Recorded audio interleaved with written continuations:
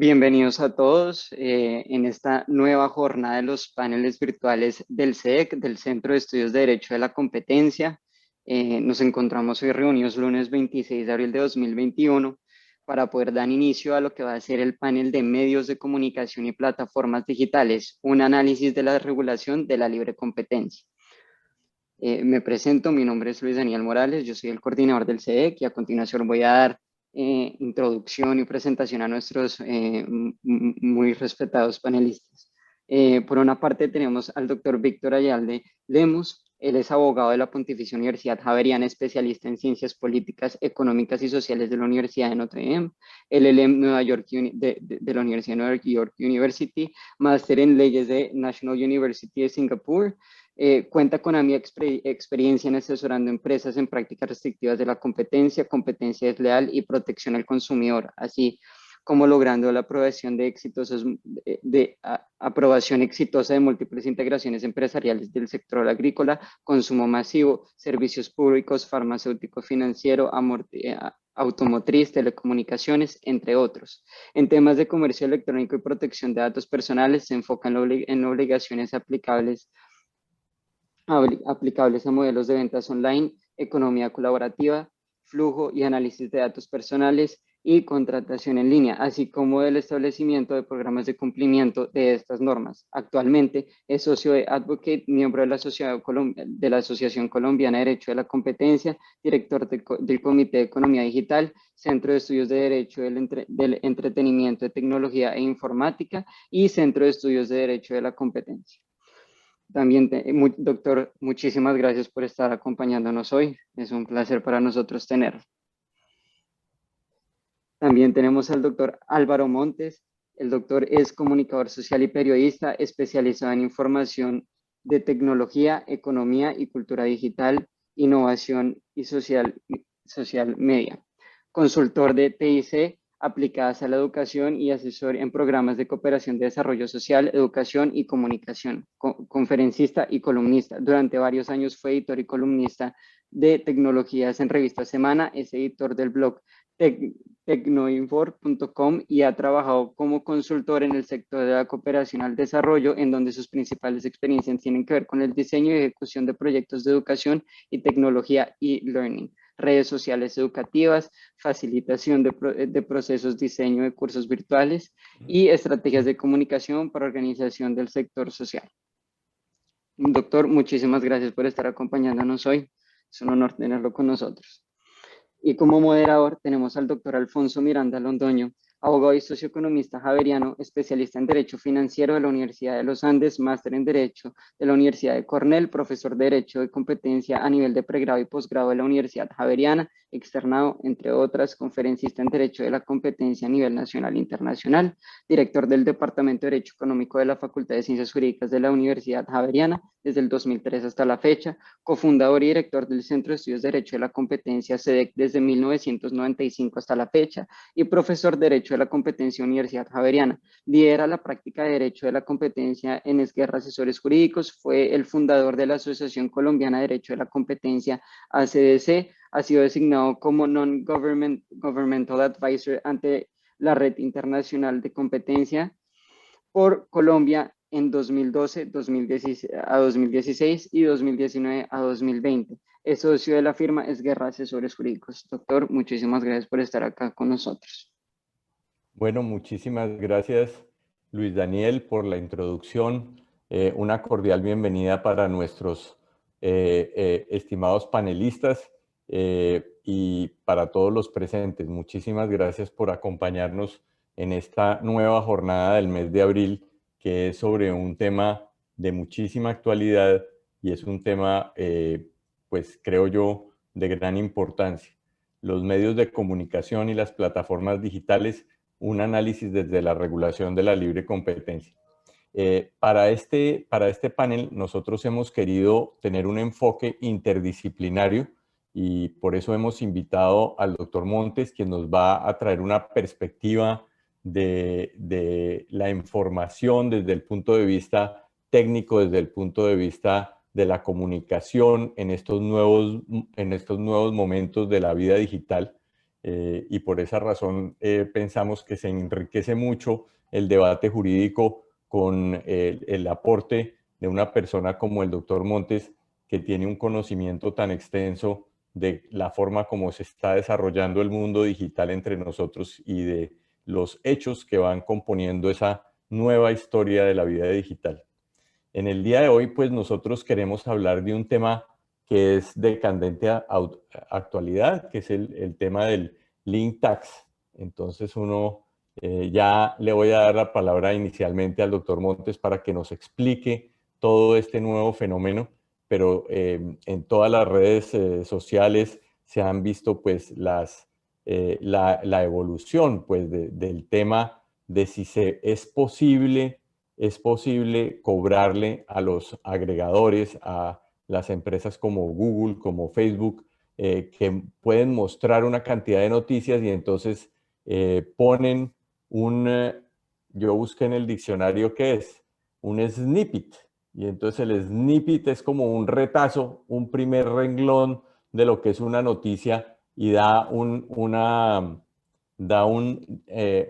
enlace, un link, al generador de la noticia, a la empresa de noticias, al periódico, a la compañía de televisión, etcétera, que es el que está generando la noticia y eh, a través de eso los usuarios eh, podrían, viendo el Internet, viendo en Google, por ejemplo, anoche que estaban los Óscares, entonces si uno está viendo los Óscares y entonces pone quién es el Oscar de los efectos de sonido. Y ahí podría haber un pequeño snippet que hace referencia a una noticia que está en desarrollo o una noticia que ya está poniendo algún medio de comunicación. Entonces la pregunta es si a Google le toca pagar por poner ese snippet, porque está utilizando la propiedad intelectual, está haciendo una referencia. De todas maneras,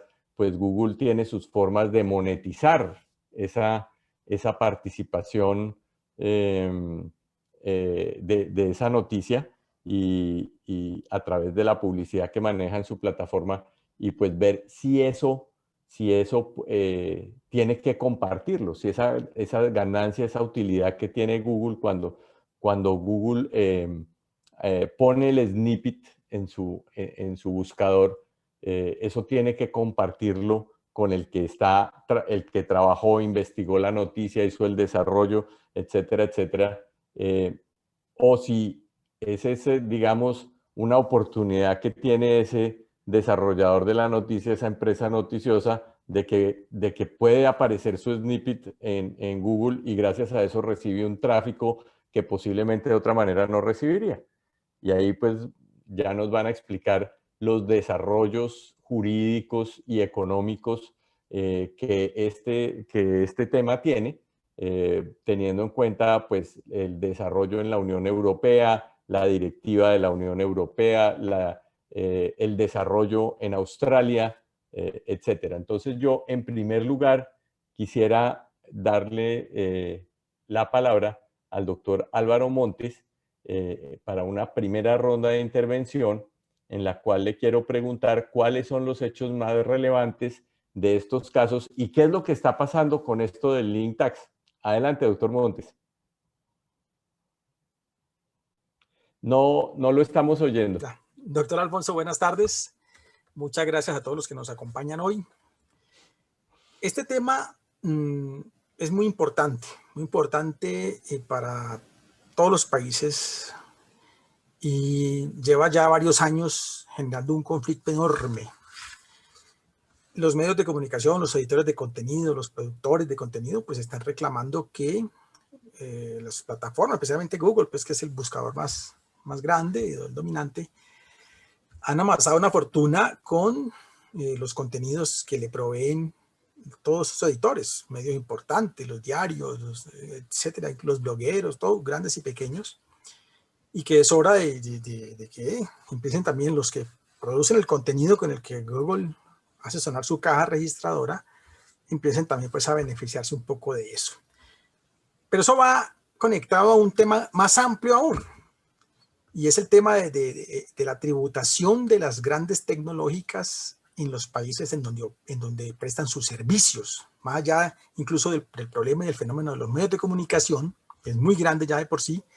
El problema más amplio aún, los impuestos que no están pagando en cada país estas 4 o 5 grandes, porque realmente esto se reduce a un puñado de empresas, las Big Tech, ¿no?, que llamamos, Facebook, Google, Apple, Microsoft, Amazon, que son las que están haciendo pues esas grandes facturaciones, vendiendo servicios, productos casi en cada país del mundo, sin pagar, sin tributar. Prácticamente no tributan en casi ninguna parte. Entonces, ese fenómeno todavía mucho más grave, mucho más delicado, porque afecta pues ya no solo a un sector de la economía que es las empresas de medios, sino que afecta a los países en su totalidad, ¿cierto? Al recaudo tributario de cada nación. Es un tema que la OCDE ha venido encarando, etcétera. Voy a explicarle rápidamente para responder su pregunta, doctor Alfonso, los hechos claves para esta conversación. Uno, bueno, ¿qué es el impuesto? El impuesto a los enlaces, el link tax, pues básicamente es, como usted lo dijo ya, los medios de comunicación quieren recibir algún beneficio, ¿sí?, de los contenidos que Google pone en su buscador, ¿sí? Y porque Google hace un negocio fantástico, enorme. Ahora quiero compartirles algunas cifras de eso. Y los editores de contenido, los medios de comunicación, estamos hablando desde los grandes, de New York Times, The Guardian, El País, los pequeñitos, nadie recibe un peso por esa información que la gente está buscando en Google y no en los sitios web de los medios como tal. Eso también vamos a hablar, cómo se está comportando el consumidor y por qué el negocio de medios de comunicación está amenazado. Eso es el impuesto a los enlaces.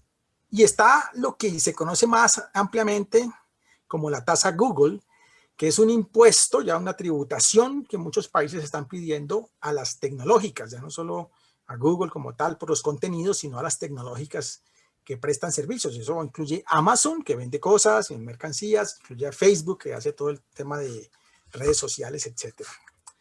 Esto comenzó, mire, digamos, el primer hecho brotó en 2014 en España, ¿cierto? Allá una cosa que se llama la AEDE, la Asociación de Editores de Diarios de España, logró pues que el gobierno español impusiera una ley, un canon, se llama el canon AEDE, ¿cierto? Que consiguen pagar una tasa por los enlaces, exactamente, por ahí comenzó el tema, ¿no? Pagar por los contenidos que están protegidos por derechos de propiedad intelectual, ¿sí? Y eso fue en 2014, solo los medios españoles, solo el gobierno español muy solito tomó esa medida. Y entonces lo que pasó es que Google dijo, nada, pues me voy de España en la parte de noticias. Usted sabe que Google tiene su servicio Google News, ¿no? Google Noticias, y donde en cada país hay una pestañita y allí los medios más importantes pues ven sus titulares reflejados allí. Google dijo, cerramos Google News en España y eso quedó paralizado. Entonces, España no logró hacer nada, porque aquí en esto, como lo ha dicho muchas veces el presidente de la OCDE, una golondrina no hace verano, se requiere un acuerdo multilateral y una negociación global, ¿no? Ya en el 2019 España adopta pues como otro enfoque, ¿sí?, que es el impuesto a la renta de las tecnológicas, un impuesto del 3%, que es lo que se conoce como tasa Google, pero realmente no es para Google, es para todas las tecnológicas que tengan Europa ha definido, ¿no?, a los que ganen cierta cantidad, a los que obtengan cierta cantidad exactamente, por ejemplo, Francia lo definió en 848 millones de dólares de ingresos al año. Todo aquel que tenga 848 millones de dólares de ingresos al año ya debe pagar esa tasa del 3% a la renta. Es un impuesto a la renta en cada país.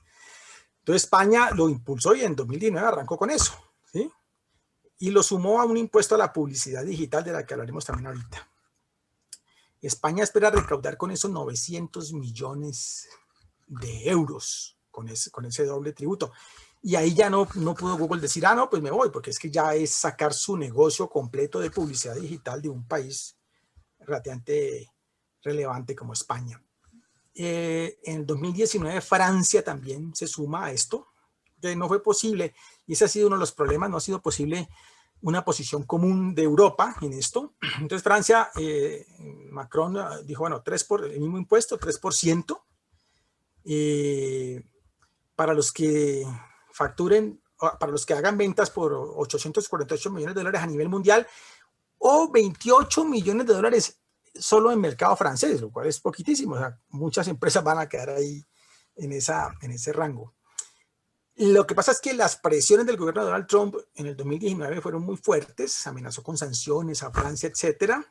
Entonces, a comienzos del 2020, hace un año, el gobierno francés pues como que congeló la cosa. Pero con el cambio de gobierno y como el presidente Biden ha tenido una posición diferente en ese tema, diferente a la del gobierno anterior, entonces Francia ya reactivó el asunto, ya desde enero comenzó a aplicar la tasa. Ellos esperan recaudar, dicen pues que 650 millones de dólares, de euros por año, más o menos aproximadamente. Italia lo mismo, también impuso el 3%.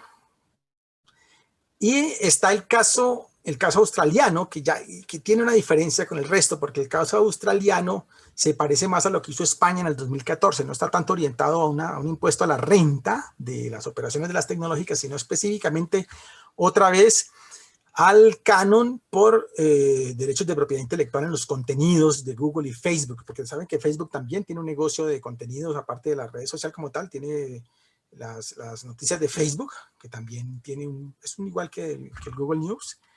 Entonces, esa medida australiana que estaba orientada específicamente a Facebook y Google.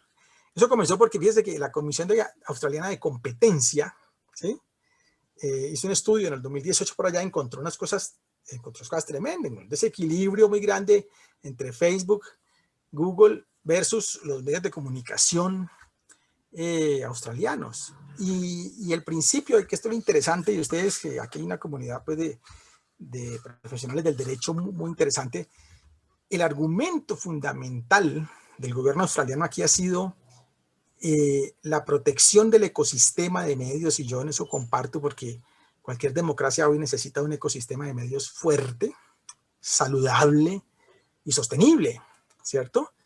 Y entonces hay estados que han tomado la protección de los medios de comunicación desde distintas ópticas, distintos enfoques. El enfoque australiano es: vamos a protegerlos financieramente de los impactos de la digitalización. Eso es un enfoque interesante, discutidísimo, pero muy interesante, porque es una posición, digamos, de defensa de una soberanía nacional en materia comunicativa, en materia de contenidos, etc. Entonces el proyecto de ley era específicamente pago a los editores y a los medios de comunicación por los contenidos publicados. Eso generó unas tensiones, todos vimos el año pasado todo lo que pasó con eso, Google amenazando con irse, Facebook también. Negociaciones van y vienen, y finalmente, y esto creo que, digamos, hay discusión quién ganó el pulso, pero en mi opinión creo que es un punto para el gobierno australiano, porque finalmente la ley fue aprobada en febrero de este año por el Parlamento australiano, y Google básicamente y Facebook la aceptaron, lograron en la negociación unos cambios en la ley era muy drástica, y lograron unos cambios lograron unos cambios interesantes, por ejemplo, que no se impusiera una tasa desde el gobierno, sino que Google tenga que negociar con cada medio de comunicación en particular cuál sería ese fee, ese bono que daría a cada medio como parte de regalías, ¿no? Una negociación bilateral de Google con cada medio. Eso le facilita para Google reducir un poco la carga impositiva con eso. Pero finalmente Google no se fue, Facebook no se fue, incluso Microsoft apoyó la medida, porque Microsoft también tiene un servicio de contenidos, y se considera pues como un triunfo de Australia en ese punto. Reino Unido también dijo que este mes ya debería comenzar a recaudar la tasa, ¿no? Eso es básicamente lo que conocemos globalmente de tasa Google, y en particular dentro de eso el impuesto a los enlaces, que son dos elementos de ese gran problema de la tributación. Yo tengo unas cifras que quiero compartir, no sé, sobre cómo funciona ese modelo de negocio de las plataformas y cómo se está repartiendo esa torta, ¿no? Claro.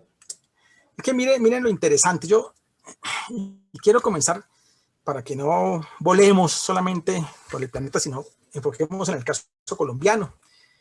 ¿Qué está pasando con el modelo de negocio? Y no voy a referirnos a los medios, ahorita lo haré, pero primero comencemos por un sector que es estratégico para cualquier país: la industria nacional del software, ¿sí? Hoy en día una economía sin una industria de software fuerte, competitiva, pues está condenada a ser un país consumidor simplemente de las tecnologías foráneas, ¿no? Y va a ser un invitado de piedra en la revolución, en la cuarta revolución industrial. Y les voy a presentar unas cifras que como periodista pues he recogido en estos tiempos en que he estado investigando este tema. Me parecen impactantes, muy concretas, unas cifras muy específicas. Hay una radiografía del sector TI colombiano que hizo Radata el año pasado. Y les voy a contar, en Colombia el 3% de las empresas de tecnología son extranjeras. Solo el 3% son extranjeras. Son como unas 200 empresas extranjeras de un total como de 6.800 compañías de tecnología que operan en Colombia. Además, todas son colombianas. Pero ese 3% de extranjeras se quedan con el 40% de la torta completa del mercado de software y servicios tecnológicos en Colombia, ¿sí? Entonces, además de un sector muy concentrado, mira, el 25% de las grandes nacionales y extranjeras, el 25% de las grandes poseen el 75% del mercado nacional. Es un mercado de 21, 22 billones de pesos al año. Entonces es un negocio muy concentrado. En el top 10 de las empresas de tecnología en Colombia solamente hay 2 colombianas. Están en los puestos 9 y 10. Y aquí viene el dato que les quiero compartir que es interesante para que entremos en materia cuál es el problema que se está discutiendo en la OCDE. Resulta muy extraño que, mira, un ejercicio que hicimos con expertos de la industria del software nacional, muy interesante este seguimiento, y fue muy polémico, pero pues datos reales. Las 12 empresas extranjeras más fuertes con presencia en Colombia, las 12 más grandes en Colombia, reportaron a la DIAN en 2019, porque tenemos los datos todavía no están los datos del año pasado, sabe que la tributación en Colombia va un año atrás. Las 12 empresas extranjeras más grandes reportaron utilidades del 2%, del 2.2% sobre las ventas en 2019, ¿sí? Y las 12 colombianas más grandes reportaron márgenes de utilidad del 5.6%. Eso ya uno ahí dice, cualquier entendido en negocios y tecnología sabe que no es posible que estas 12 grandes tecnológicas, que ya sabemos cuáles son, ahí están pues todas, Amazon, etcétera, estén teniendo márgenes de utilidad del 2.2%, y las colombianas, que son mucho más, pero mucho más pequeñas, estén obteniendo márgenes de utilidad del 5.6%. Primera sospecha con fundamento, pues ahí están subreportando, o hay maniobras que les permiten presentar unos márgenes de utilidad realmente muy bajitos. Contrastado con que algunas empresas extranjeras aquí, que reportan limpiamente, en mi opinión, están reportando márgenes de utilidad del 10%. Tata Consulting Services reportó un margen del 11%, ¿sí? Es decir, que sí es posible. Además, en el negocio de tecnología a nivel mundial, los márgenes de utilidad del negocio TIC en el mundo están entre el 6 y el 10% en promedio. Eso es una realidad global. Pero además, algunas de estas compañías reportan tasas aquí en Colombia del 2%, cuando en los informes globales, sus casas matrices, porque son compañías muchas que están en bolsa y son abiertas, públicas, están reportando utilidades del 13% a nivel mundial. Pero en Colombia, e incluso en algunas, que no voy a mencionar aquí, pero que están reportando pérdidas año tras año en Colombia.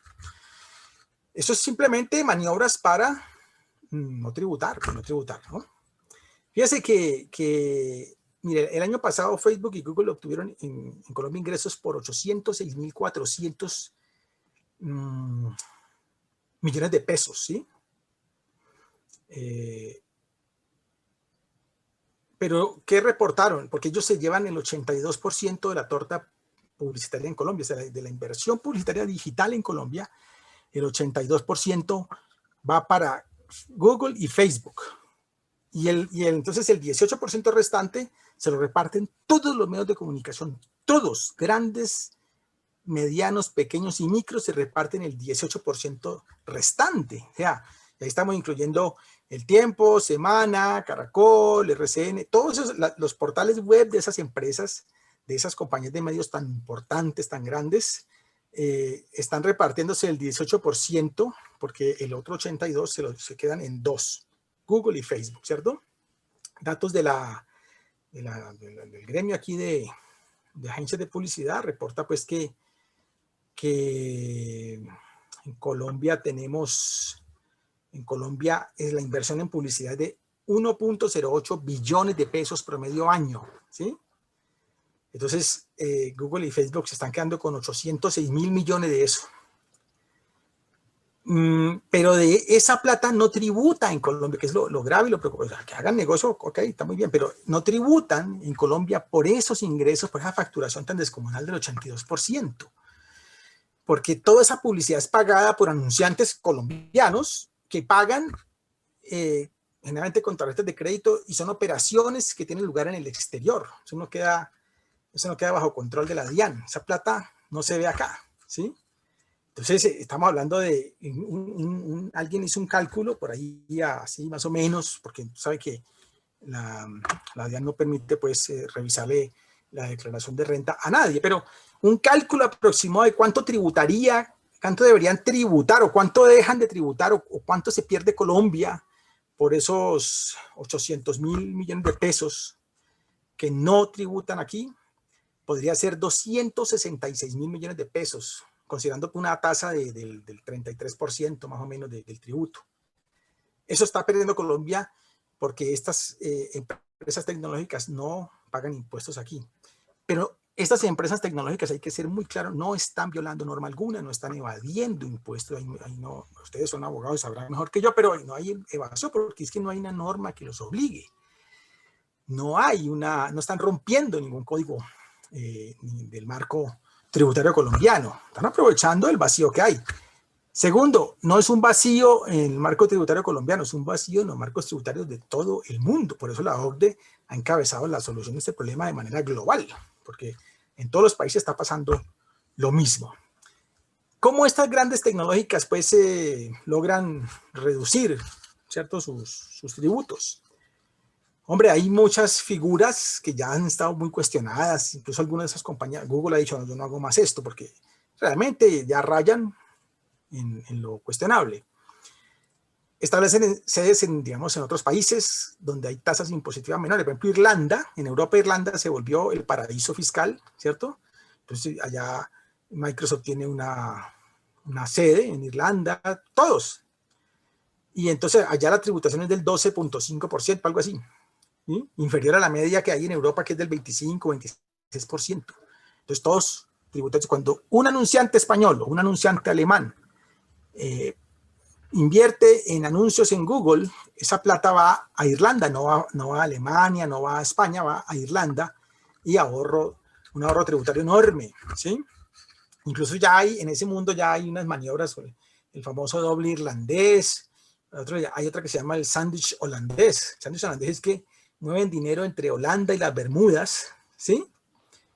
Y entonces allí, porque en las Bermudas hay impuesto cero, ¿sí? Entonces hacen una maniobra, eso va a Holanda, de Holanda pasa a Bermudas, de ahí vuelve otra. Entonces hacen unas jugadas que ya tienen hasta nombre para evitar no pagar impuestos ni en Estados Unidos, donde son originarias, ni en los países donde operan, ¿cierto?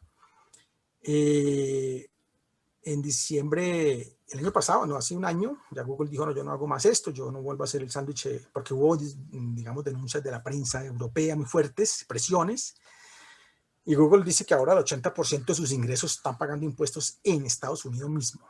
O sea, han legalizado. ¿Se acuerdan que el gobierno del presidente Trump, sí, el gobierno del presidente Trump redujo la tasa para todos los capitales que retornaran, ¿no? De empresas que decían repatriar sus capitales, les bajamos la tasa de renta del 35 al 21%. Ahí fue cuando Apple regresó, Apple trajo toda su plata que la tenía afuera, etcétera. Entonces, digamos que ahora están pagando en Estados Unidos, pero aún legalizando, digamos, sus tributos en el propio Estados Unidos, el problema continúa, porque es que el resto del mundo, donde ellos consiguen la plata, donde hacen los negocios, sigue sin ver un peso de eso, ¿no? El regulador en Australia, el organismo de regulación de competencia, en un estudio que hizo, ese estudio fue el que dio origen a esta ley, encontró que de cada $100 que se gastan en publicidad en línea en Australia, Google se queda con $53, Facebook con 28, y el resto se lo reparten los medios de comunicación australianos, ¿no? Muy bien, muy bien. Eso es un poco el caso. Sí, muchísimas gracias,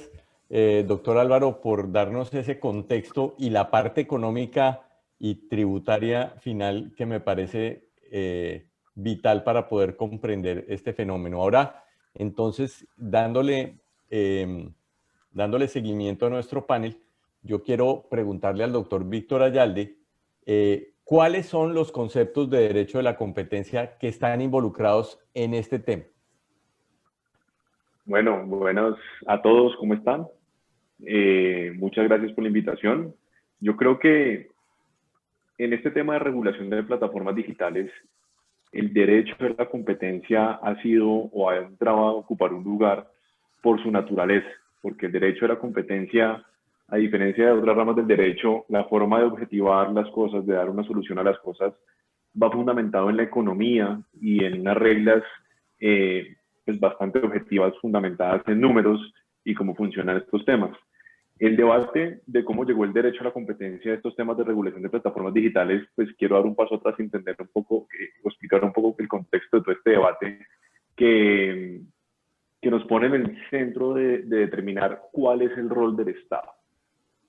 En este momento alrededor del mundo vemos que muchos estados están tratando de hacer reformas, de incluir nuevos impuestos. En nuestro país estamos viviendo un debate intenso sobre la necesidad del Estado. Y me recordó un experimento que hicieron en Harvard hace unos años, donde había un techo dañado y se le pregunta a las personas cuál es la mejor forma de solucionarlo. Y la mayoría de las personas tienden a agregar ladrillos para solucionar el problema y no sustituir el ladrillo que estaba dañado para arreglar el techo. Y eso demuestra una tendencia siempre a complejizar las cosas o creyendo que agregando temas podemos llegar a soluciones. Y es cuando aparecen fenómenos o reglas donde decimos cuál es la necesidad o no de intervención o cómo hacemos para modificar eso. La pregunta es, ¿cuál es el objetivo de esta política pública o de esta intervención del Estado en la economía a través de las normas de competencia? ¿Estamos respetando los presupuestos del modelo económico? Hoy en día estamos viviendo el resultado, digamos, de la globalización, de esos pactos del Consenso de Washington, donde queríamos estar más integrados, con un fenómeno adicional que es la digitalización. Y la digitalización inicialmente la podemos ver como algo alejado de un cierto sector, un grupo, pero con lo que ha pasado en los últimos años podemos ver que esto cada vez tiende a acelerarse más y esa dicotomía entre la economía y la economía digital tiende a desaparecer. Y ahí es cuando entonces vemos cuál debe ser ese rol del Estado y de las empresas. Cuando vemos la Constitución del 91 en Colombia, vemos que la empresa, la libre competencia económica es un derecho que supone responsabilidades. Las empresas asumieron cierto rol al tener la libertad de competir y tener cierta responsabilidad con esos grupos de interés. Eso no significa que sean garantes de los derechos de los demás. Precisamente ese temor a la existencia de empresas grandes fue superado en los debates de la Constitución. Es un debate que ha sido superado por la teoría económica, donde hoy vemos que, dependiendo de la eficiencia que hay en el mercado, puede ser bueno que haya 2 o 3 jugadores. Hay mercados que no están hechos para que hayan 4 o 5 jugadores, y en Colombia hemos tenido algunos procesos regulatorios donde se ha tratado de obligar a darle respiración a algunos agentes que no se están adaptando o no tienen la naturaleza o la fortaleza para pertenecer a ese sector. Y eso genera ineficiencias. Claramente el Estado trata de abarcarse al territorio porque es el fundamento del poder, de donde surgen las normas y las reglas.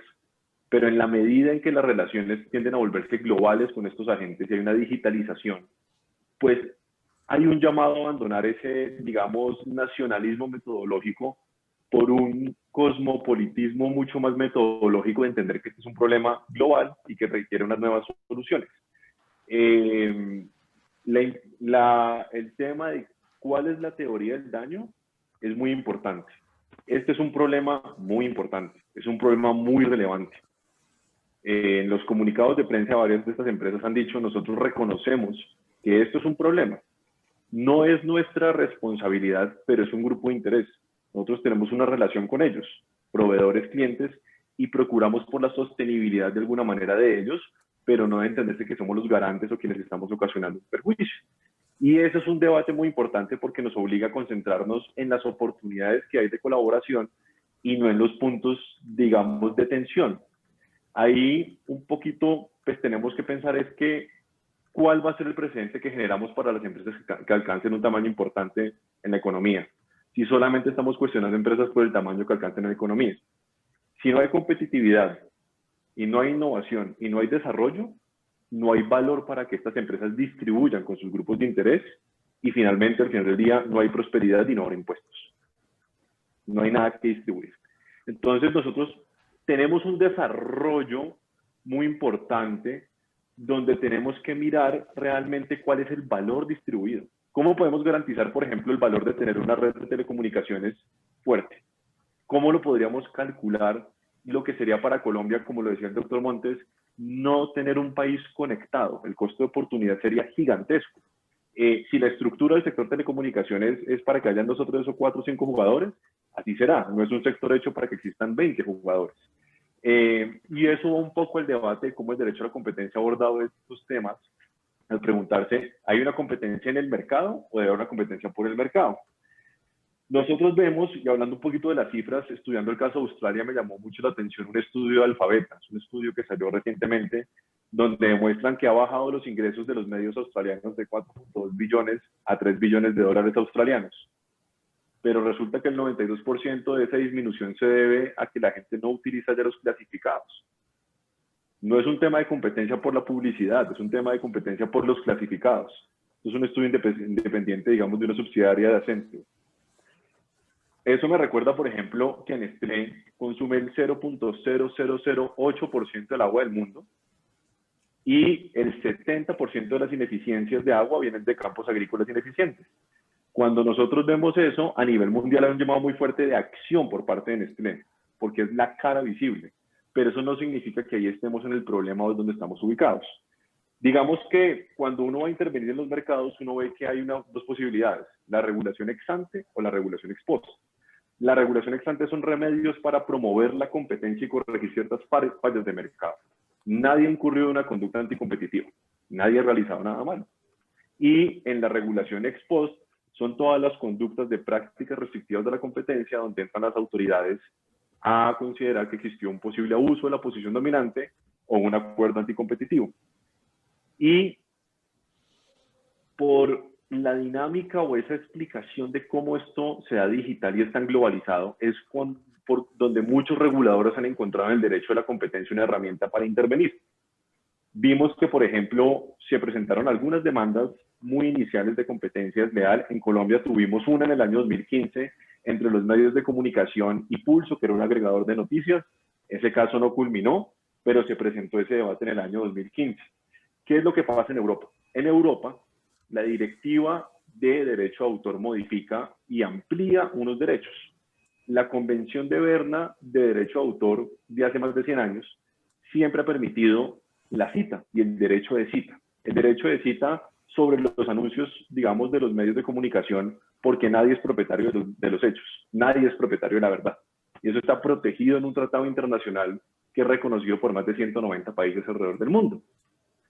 ¿Qué es lo que hace básicamente la Directiva Europea en el año 2019? Amplía estos derechos, digamos, vecinos y considera que esos snippets que explicaba el doctor Miranda podrían o no considerarse como una infracción de los derechos de estas personas. ¿Qué es lo que pasa? Un artículo permite hacer hipervínculos y permite la evolución de ese derecho de cita, y por otra parte, otro artículo dice pues que hay que respetar estos derechos. Esto llevó a que inicialmente estas compañías, al considerar que solamente sean hipervínculos y basados en el derecho de cita, que es un derecho de una de las excepciones del derecho de autor reconocidas a nivel mundial, pues estaban cumpliendo con la norma. Sin embargo, la autoridad francesa en julio del 2019 incorpora esta directiva europea y empieza a hacer una investigación porque en octubre no se da una negociación con los medios y dice que Google podría estar abusando de la posición dominante porque se niega a contratar. Entonces, en derecho a la competencia, la norma general es todos debemos evitar incurrir en prácticas restrictivas de la competencia. Si tenemos posición dominante, por el tamaño de la empresa en el mercado y su posibilidad de afectar el mercado, hay unas conductas específicas, que en nuestro caso están en el artículo 50. Y ya después viene otro deber más profundo de intervención, que es cuando hay facilidades esenciales, que es el deber de contratar.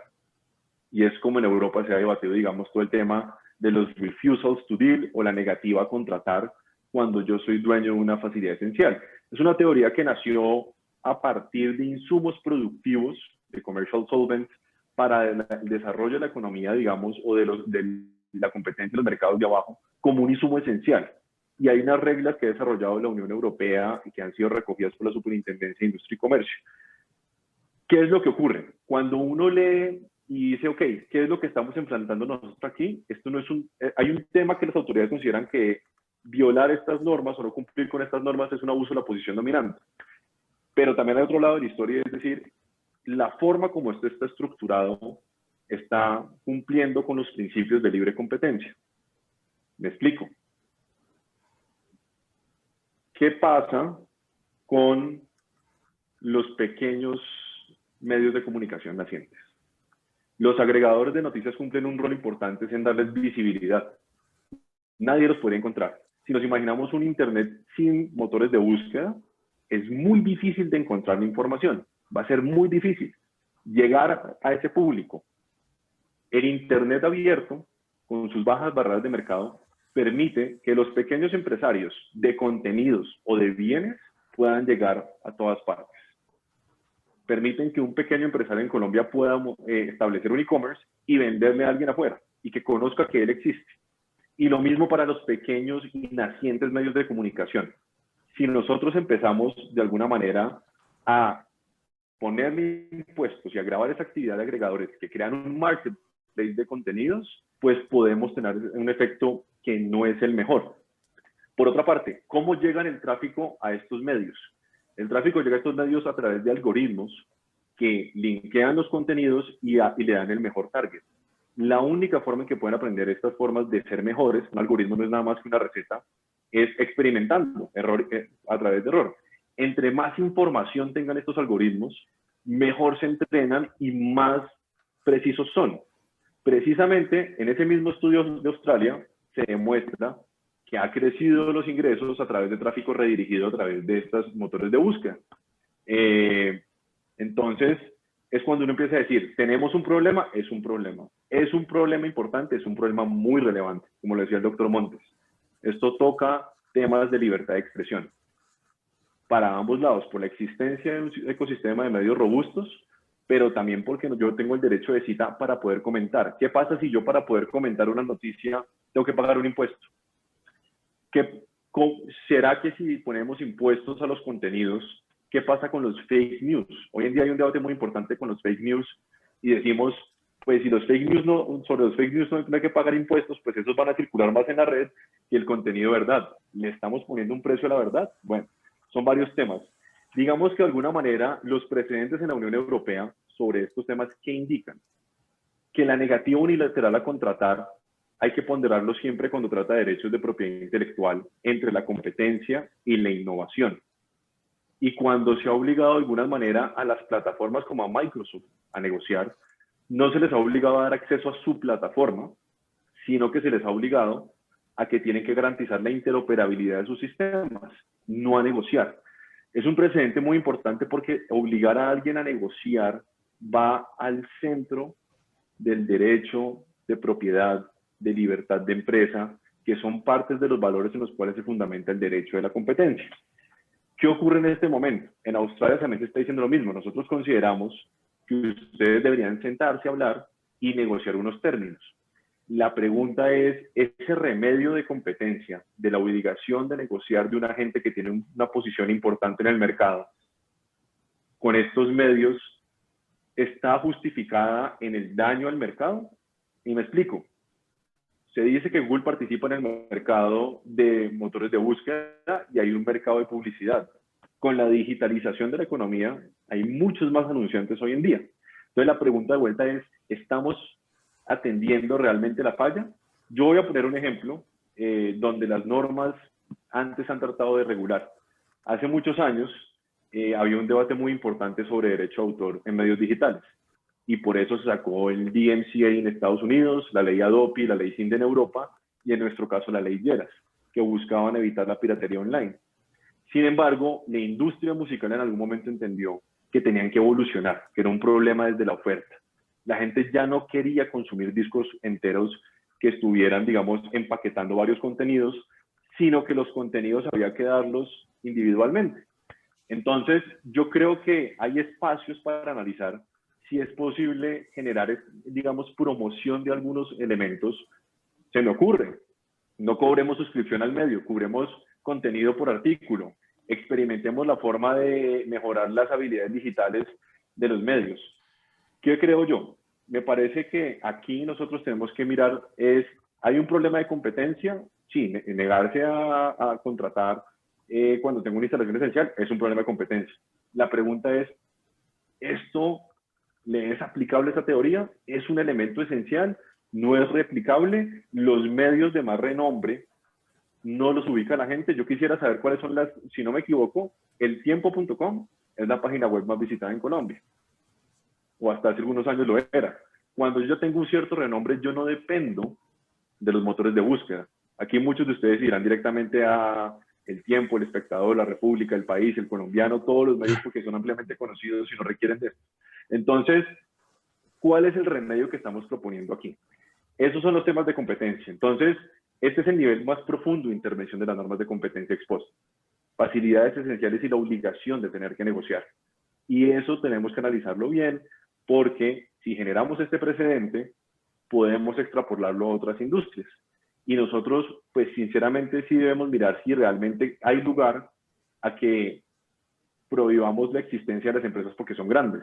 Hoy en día, muchos hablan de que estamos volviendo, digamos, al registro antitrust, esas primeras etapas del derecho de la competencia en Estados Unidos, donde se cuestionaba el tamaño de las empresas solo por su tamaño.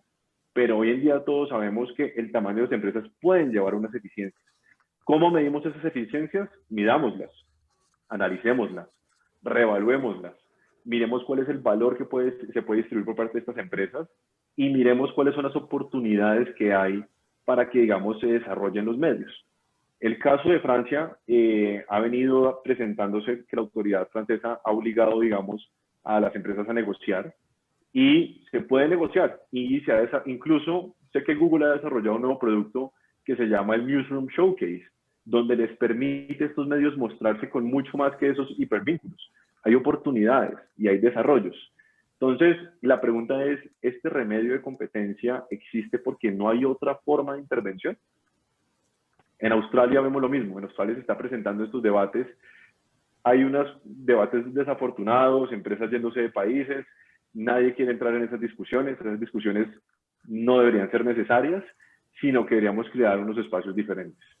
Víctor, pero yo quería preguntarte, después del análisis que tú has hecho de los casos que ha habido en Europa, en Australia, etcétera, lo que ha sucedido es que estas grandes empresas tecnológicas, retadas por una nueva legislación y todo esto, ellos, ¿qué actitud han adoptado? Es una actitud de decir, bueno, entonces yo me salgo de este país y no les vuelvo a dar la posibilidad de poner el SNIGIT ahí, el retazo,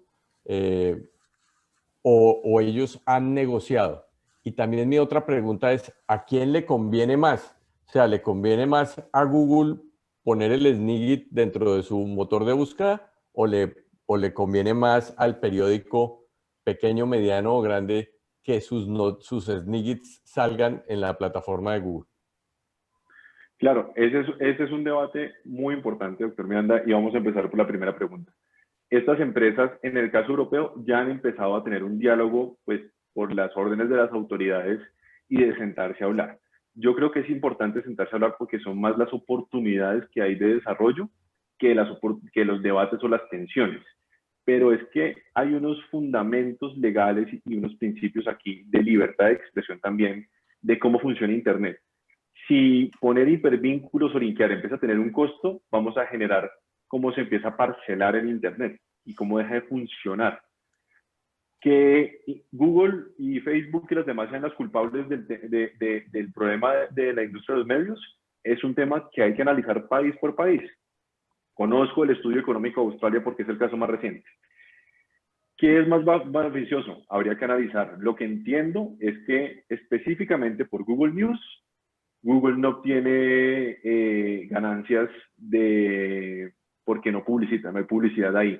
En sus otros sistemas de búsqueda sí hay publicidad, pero en esos específicos no hay. Y precisamente por eso se desarrolló este nuevo producto que se llama el Showroom, que de pronto el hecho de tener el Newsroom, aunque directamente no haya publicidad, pueda generar otros ingresos, es un tema que hay que analizar por el efecto portafolio y habrá que mirarse si eso es parte o no es relevante en cada país. Pero sí me parece a mí que aplicar un remedio de competencia porque a un tipo de problemas o industrias donde hay que buscar la sostenibilidad y la adaptabilidad de una industria como la de los medios, puede llevarnos a un escenario que puede ser una solución ahorita, pero no va a ser para siempre. La política de competencia es una política de competitividad de los países. Una industria que se carteliza o una industria con unos acuerdos anticompetitivos puede cerrarse a las fuerzas del mercado durante 5, 6, 7 o 10 años, pero eventualmente va a caer o lo van a obligar a abrirse y va a haber perdido esa información que le llega de para dónde va el mercado. Si adoptamos medidas, digamos, de conservar algunos medios, porque es importante, sería ver, o sería muy importante que negociaran formas de que fuera procompetitivo, de incluir innovación en la forma como se prestan estos servicios, cómo se prestan estos contenidos. La actitud de las empresas. Doctor Miranda, yo creo que todas las empresas tienen el derecho a decidir si hacen o no hacen negocios. Estoy seguro que no solamente por impuestos como el Digital Tax, sino por en general la carga impositiva de los estados hoy en día, muchas empresas reevalúan reubicarse. Nosotros como país hemos vivido lo que es una reubicación importante de empresas por la violencia. Nosotros hemos vivido lo que se siente eso. Que lo haga una empresa del tamaño y las dimensiones de Google genera noticias, por supuesto que genera noticias. Para estas compañías estoy seguro que tampoco es una decisión fácil. Lanzar un país, entrar a prestar sus servicios o hacerlos disponibles en un país genera muchos gastos, muchos análisis. No son decisiones fáciles. Entonces, yo creo que el escenario, como usted lo dice, el escenario de retirarse un país no es un escenario que cualquiera llegar.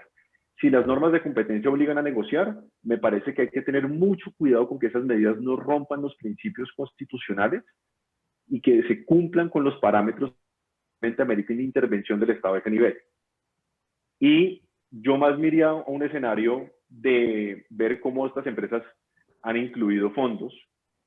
No hemos preguntado si a estas empresas les importa. Usted me dice, ¿sería bueno para Google que se quebraran los medios?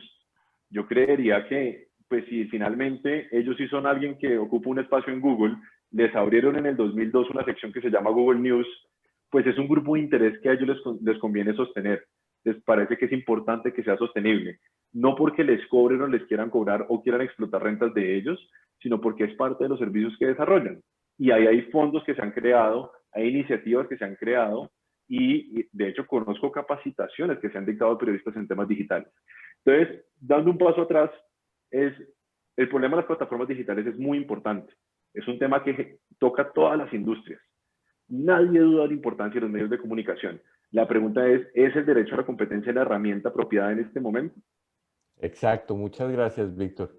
Muy bien, muy bien. Ahora quiero pasar con el doctor Montes para preguntarle qué implicaciones cree que tiene lo que ha sucedido en estos casos para Colombia. ¿Será que lo que ha pasado en el caso de la Unión Europea, en Francia, lo que ha pasado en Australia, nos marca una tendencia del debate que se va a tener en los próximos años respecto de la regulación de las plataformas digitales y los medios de comunicación tradicionales? ¿Cómo ve usted el futuro para un país como Colombia y para Latinoamérica en esta materia, doctor Montes? Sí, yo antes de responder su pregunta, quiero hacer unos comentarios a la intervención tan rica que hizo el doctor Víctor, que me parece muy interesante, pero tengo algunas opiniones sobre eso. Buenísimo. Yo creo que, digamos, no creo que en este caso nadie está juzgando a estas GAFA que se llaman, estas 5 grandes compañías globales, porque sean grandes. Ser grandes no es su pecado, ser exitosas e innovadoras no es su pecado. Pero piensen en esto, el hecho de que en el propio Estados Unidos, donde nacieron y donde han constituido la punta de lanza del desarrollo económico de Estados Unidos en los últimos 25 años, porque quite Silicon Valley y en qué queda Estados Unidos en los últimos 25 años, y llegar a Estados Unidos a sentarlos al banquillo y en eso están unificados demócratas y republicanos, no porque sean grandes, sino porque ya su tamaño, ya no son esas startups innovadoras y disruptivas. Allá consideran que estas empresas están ahogando la innovación en Estados Unidos y están amenazando la competitividad de la propia economía norteamericana. Ya son tan grandes que ahora absorben a cuanta empresa sale. Ya nadie le puede competir a Google, ya nadie le puede competir a Facebook. Facebook compró todo, WhatsApp, Instagram. Ahora, es decir, eso se está concentrando y entonces ya amenaza un principio que en Estados Unidos ustedes saben es sagrado, ¿no? La competencia. Si no, nadie está castigando el éxito y la innovación de estos personajes tan brillantes, sino que se convirtieron en un jugador tan grande que está ahogando el ecosistema completo de innovación en Estados Unidos. Silicon Valley está digamos, en el paredón justamente por ese problema. Y yo creo que salvar a los medios de comunicación tradicionales o los nuevos no es un asunto de, hombre, no fueron capaces de entender los cambios y entonces ahora hay que ayudarlos como sea. No. Los medios de comunicación tienen que transformarse digitalmente. La transformación digital es un proceso en el que está metido todo el mundo. Los estados, las empresas privadas, todo el mundo. Y los medios de comunicación también. El problema es que por esta revolución digital, la posibilidad de supervivencia de los medios de comunicación está amenazada. Y aunque digamos, hay un derecho a la competencia, etcétera, hay unas consideraciones éticas y políticas. Y yo creo que una democracia necesita medios de comunicación públicos y privados fuertes, sólidos. Cualquier democracia. O sea, imaginemos cualquier país sin medios de comunicación, sino a puro Facebook y Google. ¿Qué pasa ahí? O sea, imaginemos una nación así.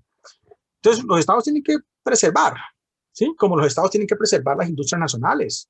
O sea, no todo, digamos, no vamos a hacer lo que hizo Argentina, que acabó con todo y nos quedamos como consumidores de cosas globales.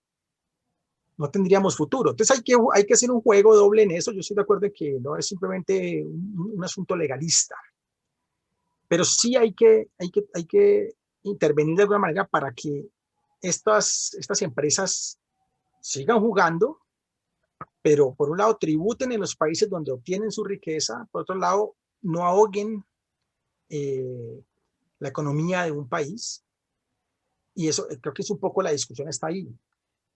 El doctor Víctor menciona, y yo creo que eso es muy importante y lo quiero reiterar, Google, por ejemplo, tiene una iniciativa muy interesante, las conozco de primera mano, que son muy bien concebidas, pero les voy a poner esto. Google destinó $1.000 millones para ese proyecto que menciona el doctor Víctor, de apoyar medios. $1.000 millones para apoyar medios en todo el mundo. Eso alcanza para hacer acuerdos con algunos medios grandes, van en 7, 8 países. Colombia ni siquiera está incluido ahí. La OCDE está pidiendo un acuerdo global por $100.000 millones para resolver el problema. Entonces, sin cuestionar la noble intención de la gente de Google de ayudar a reducir el impacto de este problema, pero es un paño de agua tibia frente al tamaño del problema, ¿no? Ahora, en el caso colombiano, y ahí paso también a tocar este tema, no, yo les quiero contar, como periodista, a los medios de comunicación no les ha ido bien usando Facebook y Google, sobre todo Facebook, para posicionarse, porque la discusión es, bueno, tomamos sus contenidos, no les pagamos, pero es que les estamos dirigiendo tráficos enormes. Pues, imagínate, la visibilidad que tienes porque estás en Google. Eso tampoco es tan así. Los medios, de hecho, si ustedes miran, y ya incluso libros muy interesantes y estudios de caso, los grandes medios, los grandes del mundo, digamos, tradicionales, de New York Times, de Guardian, de Der Spiegel en Alemania, ya renunciaron a usar Facebook como un canal de divulgación, porque el enganche no es el que se promete, porque ese tráfico que se obtiene en la cuenta de Facebook del tiempo o de semana se queda en Facebook. No es tráfico que se redirija, y eso no es culpa de Facebook, ni eso es una maldad de nadie, son los hábitos de consumo de las nuevas generaciones, pero ese tráfico se queda ahí en Facebook, 1. Y 2, no se monetiza. Tenemos semana.com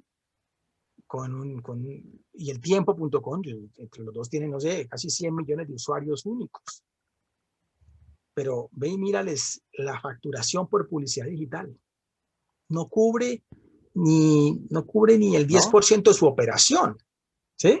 Es decir, el tener un gran tráfico hoy apoyado en Facebook, Google, no se convierte, o sea, hay una conversión que llamamos en marketing digital en facturación, ¿me entiendes? Ese es el gran problema, que es que el problema es que la facturación se está quedando en esas dos grandes empresas y no por maldad de estas empresas, son los cambios de la cultura mundial, pero el problema es que no es un buen negocio. Entonces, estos grandes de New York Times ya se retiran de vuelta. De hecho, los medios nativos digitales, porque se dijo, no, es que los medios tradicionales vienen de la vieja época y no entienden. No, los medios nativos digitales, que nacieron muchos en Estados Unidos en los últimos 10 años, también vienen de regreso, de bajarse del bus Facebook y tratar de crear sus propias audiencias, apostarle a su propia monetización, porque a través de estas grandes plataformas la monetización es muy, muy exigua. Doctor, por ejemplo, un emprendimiento como el de los Danieles. Claro, los Danieles no está, es un caso muy específico porque no está utilizando, digamos, apostándole a la publicidad digital, sino al fundraising, ¿no? A estas están con donaciones, pues, donaciones de lectores, solidarios y tal, que es un poco el mismo modelo de la silla vacía, sí, que no tiene publicidad y busca lo que llaman ellos sus super amigos, y con eso han logrado encontrar es un modelo de negocio, incluso algunos grandes lo están haciendo, The Guardian, por ejemplo, lo está haciendo. Los tres están apostándole a un modelo de negocio de fundraising que no pasa ni por Google, ni por Facebook, ni por las técnicas tradicionales de marketing digital, sino que es un poco donaciones, etcétera, ¿no? Un poco los lectores comprometidos, que es un poco la idea que hay detrás de los muros de pago. Cuando el tiempo ahora puesto, cuando Semana puso, cuando el espectador ha puesto su muro de pago es, bueno, si hay lectores que quieren leer mi contenido, páguenme una suma mensual pequeña para tener acceso a mis contenidos porque tengo el derecho de cobrar porque son contenidos de calidad, relevantes, son medios importantes. claro. Eso está, y ese fue el camino que tomó The New York Times. Dijo, no, yo no le voy a puesto más a publicidad digital ni Facebook, no, suscripciones, el modelo de la suscripción, y entonces hay 8 millones de suscriptores sosteniendo el New York Times, el periódico más importante del mundo. 8 millones de suscriptores. Obviamente que la facturación de esos 8 millones no se acerca a lo que factura Facebook y Google por publicidad, pero New York Times está viviendo de eso, ¿no? Y de proyectos especiales. Ese es el camino que han tomado la mayoría de medios, tema de suscripción, newsletter, etcétera, que no le va a generar los ingresos que generaban los medios en los años 80, 90, que eran fabulosos, pero les permiten sobrevivir. Eso es un poco lo que está pasando ahí, ¿no? Sí. Una pregunta, doctor. ¿Usted cree que, hablando de competencia y de competitividad, estas plataformas digitales pueden considerarse como un jugador disruptivo frente a la tradición de los medios de comunicación formales, antiguos? Totalmente, claro, totalmente. Es una transformación que estamos viviendo. Todo esto que conocemos como la web 2.0 es, acuérdense que hace 10, 15 años atrás, que era Internet, pues eran los sitios web de eso, del tiempo, de semana, de los grandes medios, publicando su información y los lectores pasivos leyéndola. Y la irrupción de Facebook y de las redes sociales es eso, ¿no? Es la gente conversando en línea, eso es fantástico, es un fenómeno maravilloso. Lo que pasa es que ese fenómeno ha venido acompañado de otra serie de problemas que a lo mejor hacemos otro live para abordarlo, ¿cierto? Pero entonces el modelo de negocio de las empresas de contenidos o de comunicaciones tradicionales, ¿cómo se ha modificado frente a esta nueva realidad de las plataformas digitales? Mira, eso es un tema de conversación entre los medios, editores, propietarios de medios, periodistas, en todo el mundo. Estamos haciendo foros, eventos cada rato sobre estos temas. ¿Cómo vamos a sobrevivir a esta revolución digital donde los públicos ya no nos siguen como antes? ¿Sí? Y allí hay varias consideraciones. Una es que los medios, claro, los medios tienen que hacer un proceso de transformación digital en el que también incorporen a las audiencias en la conversación, medios más dialogantes, no solamente ya el papel de los periodistas produciendo contenido para ser consumido, sino una forma. Bueno, no es tan fácil. Y hay que ya saber que vivir de anuncios publicitarios ya no es una opción, sobre todo para los grandes medios. Para los medios pequeños, los nativos pequeños sí. Los grandes medios ya no, porque lo que facturaban por eso, que era descomunal en televisión, radio y prensa escrita, ya eso se ha reducido muchísimo, ya no representa más del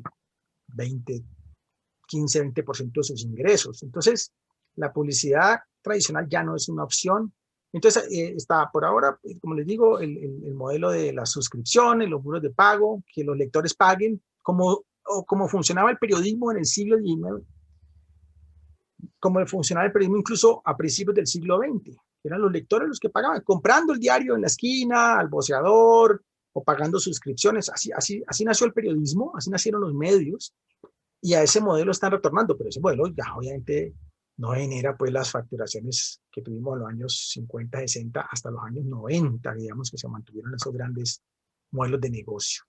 Y los medios tienen que transformarse hacia lenguajes multimediales, transmediales, hacer un periodismo más local, un periodismo de calle. Bueno, hay muchos cambios, mucha discusión, hay libros de esto, la academia está trabajando muchísimo en esos temas. No hay una respuesta a su pregunta, doctor Alfonso. Digamos, los medios están en una encrucijada muy complicada, realmente muy complicada. Claro. Y eso no es maldad de nadie, ni de Facebook, ni de Mark Zuckerberg, no, es el fenómeno de la cuarta revolución industrial que transformó todo. Ahora, cómo los medios se reinventan, todavía está por verse, ¿no? Claro, claro. Que como decía Víctor, ponía un ejemplo con el tema de la música. O sea, cuando nosotros los que tenemos más de 50, pues comprábamos el long play y pues de Claro. alguna manera era una venta atada, porque uno puede que en un long play le gustara una canción, una canción Sí. y tenía que comprar todo el disco para poder oír esa canción. Entonces la gente bajaba esa canción a un CD, perdón, a un cassette de cinta para poder tener las Claro. canciones que le gustaban. Y cuando aparece pues ya el formato MP3, MP4, pues se acaba eso. Inclusive se acaban los discos. ¿Hace cuánto que nosotros no compramos un CD? Claro. ¿Hace cuánto que no ponemos un CD? Ya ni siquiera tenemos una máquina donde poner el CD. Y entonces, también eso quiere decir que los músicos hacen su música y la ponen en el internet para que lo oigan. ¿Y qué tienen que hacer para ganar su dinero? Hacer conciertos, que era algo que no hacían antes. Los músicos sacaban sus discos y se retiraban a su mansión a hacer fiestas. Ahora le toca al músico pues salir otra vez, coger la maleta y maletear su música para Claro. poder ganar el dinero, porque en realidad la gente espera escuchar la música prácticamente gratis o pagando una suscripción de 15.000 pesos al mes Claro. de Spotify o de lo que sea, y ya no compra. ¿Quién quiere ya ser el dueño de las canciones? ¿Por qué? Si las puedo tener absolutamente todas. Entonces cambia el modelo fundamentalmente y como usted dice, tiene que reinventarse. Muchísimas gracias. Yo quiero preguntarle entonces a Víctor, ¿qué se debe esperar desde el punto de vista del derecho de la competencia después de la transformación que nosotros estamos viendo? ¿Y cuál es el papel del derecho de la competencia frente a estas situaciones? Bueno, no, muchas gracias. Yo creo que estamos en mercados de atención y como lo decía el doctor Montes, pasamos del broadcasting al egocasting. Estamos en una generación que no solamente consume contenido producido por unos medios centralizados, sino que ellos mismos producen contenido.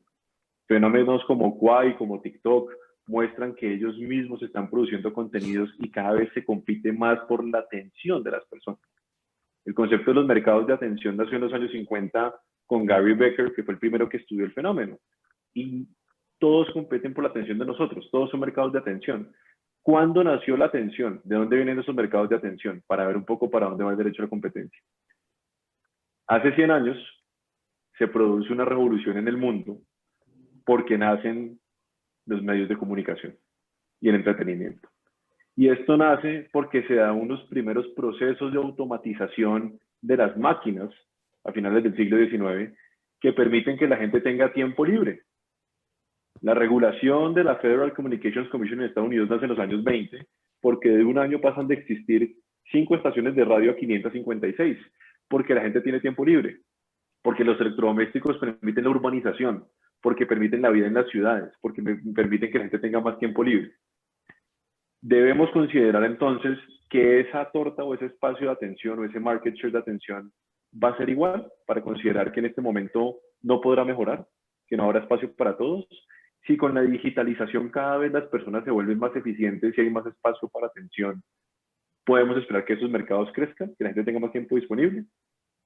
¿Qué creo yo en el caso de Colombia? Nosotros, además del caso que les comenté de los periódicos cuando demandaron a este agregador de noticias que era Pulso, que es un caso diferente al de Google porque no hay hipervínculos y otros contenidos, hay un debate ahí profundo. También se presentó en el 2010 el caso de Ibope, y el caso de Ibope se debatieron estos principios de la tensión entre el derecho de autor y la obligación de yo tener que conceder el estudio Ibope a otros canales que ellos consideraban que cumplían o cumplían con las normas colombianas, y la Superintendencia de Industria y Comercio se pronunció sobre ese tema. Entonces tenemos un precedente de cómo la Superintendencia ha fallado en estos casos y dijo, señores canales de Colombia, los términos a los cuales ustedes llegaron me parece que son anticompetitivos, los canales sí cumplen con la regulación de este insumo esencial para medir las audiencias a los canales de afuera porque los está sacando del mercado por no tener acceso a ese canal. La pregunta es si podemos predicar lo mismo o no respecto de los medios de comunicación con aparecer o no en los resultados de búsqueda de Google. Y ahí habrá que hacer unos estudios de reconocimiento. La gente va al portal directamente en la barrita del explorador o utiliza para llegar a noticias. ¿Qué tipo de contenidos se buscan y cuáles no? No todos los contenidos son iguales. Así lo han fallado las autoridades de competencia. Los derechos de autor de fútbol de la Liga Europea son muy diferentes de los derechos de autor de la Liga de la Copa Mundial. No son las mismas audiencias, no son los mismos los que vemos la Liga Nacional, de los que vemos la Liga Europea, de los que ven el Mundial de Fútbol. Entonces la sustituibilidad de esos contenidos es diferente. Podemos hablar de un mercado de publicidad, un mercado de contenidos, es una discusión muy amplia. ¿Qué esperaría uno, digamos, para el caso colombiano? Hay que hacer, yo creo que una sociedad de la información, donde tenemos más información que nunca, donde estamos a puertas de viviendo cosas muy similares de las que se vivieron hace un siglo. Cuando nacieron los medios de comunicación, esa revolución, esa urbanización, esa vida de que alguien puede tener electrodomésticos, entonces puede vivir solo, que se puede refrigerar la comida. Cosas tan sencillas que liberaron el tiempo de las personas, pues estamos viendo lo mismo y no sabemos a dónde van a llegar. Yo creo, y el tamaño de las empresas que hoy en día, como lo explicaban el doctor Montes en Estados Unidos, pues hace 10 años y hace 15 años la película era muy diferente. Y la historia era muy diferente, eran otras compañeras que eran grandes. Y han dejado de ser grandes, y han dejado de existir. El tiempo también en promedio de vida de las compañías que están en ese top, en el Nasdaq 500, pues tiende a ser menor. Cada vez va a cambiar más las cosas y la adaptabilidad. ¿Qué propondría yo? Nosotros necesitamos diseñar un esquema que sea adaptable y sostenible. Tratar de no propugnar por la sostenibilidad de las industrias va a llevar al fracaso. Estamos en este momento a nivel mundial reevaluando el pacto social, ese contrato social, qué es lo que esperan las personas. Hay nuevos principios de sostenibilidad. Pero también tenemos el desarrollo de más de 1000 años de historia económica en los principios de libre competencia, donde se ha demostrado que no hay un Estado que ha sido capaz de replicar el potencial de creación de empleo, de innovación y de prosperidad que la empresa privada. Ese modelo es el mejor que hemos encontrado. Entonces uno cree que uno tiene que mirar adaptabilidad, sostenibilidad y diseñar estos espacios para innovación.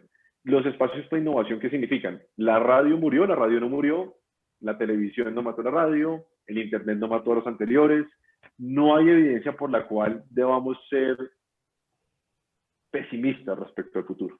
Yo creo que uno se la tiene que creer y uno tiene que decir, miren, hay unos retos muy importantes, pero esos retos seguramente harán que se fortalezca la industria.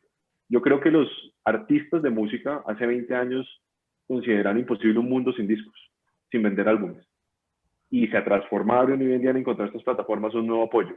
De pronto en temas de contenido y libertad de expresión, como dice el doctor Montes, que es tan importante para el sistema democrático, hay otras consideraciones, pero lo que me parece importante es que ese debate y esa estructura se dé sobre datos certeros. Si las plataformas son las culpables o no del daño, las que deben recompensar eso, hay que mirarlo. Si son otros agentes del mercado, porque están también haciendo publicidad y capturando atención, habrá que analizarlo. Pero lo que no podemos es generar precedentes donde esas personas que se han esforzado para llegar a cierta posición sientan que siempre las van a golpear. Porque ya tenemos también evidencia económica del siglo pasado que esos sistemas donde se limitan las participaciones de las empresas, se castiga a ese ganador, no generan que haya nueva innovación. Si hay conductas indebidas para prohibir que haya nueva innovación, estoy de acuerdo, doctor Montes. Las conductas indebidas no deberían permitirse. Siempre debemos abrir la puerta para que entre un nuevo jugador y que venga adelante. Pero tratemos de tener información de quién es el que está aquí ocurriendo.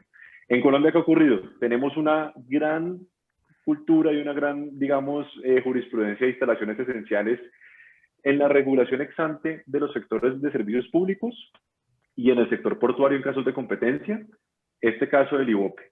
Yo creo que la autoridad de competencia en Colombia cumple un rol muy importante con sus funciones de abogacía de la competencia, ya sea en la expedición de actos administrativos o como órgano consultivo si el Congreso de la República considera que va a haber un tema ahí.